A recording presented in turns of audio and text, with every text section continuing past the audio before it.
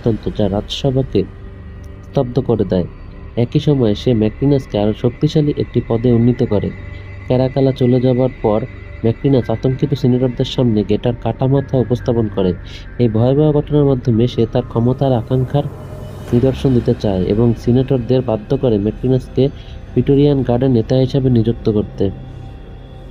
এই পদ লাভের পর ম্যাকটিনাস লুসিলার কারাগারে যায় এবং জানায় যে একসময় লুসিলার দাদা তাকে দাস বানিয়েছিলেন। এরপর সে ঘোষণা দেয় সে নিজেই সম্রাট হতে চায় এবং রাজবংশের রক্তধারা চিরতরে শেষ করতে চায়।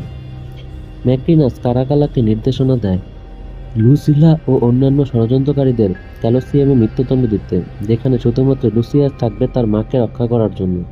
আসল পরিকল্পনা হলো যদি লুসিলা সত্যিই নিহত হয় তাহলে জনতা বিদ্রোহ করবে, আর সেই বিশৃঙ্খলা সুযোগে ক্যারাকালাকে হত্যা করে ম্যাকটিনাস সিংহাসনে আরোহণ করবে।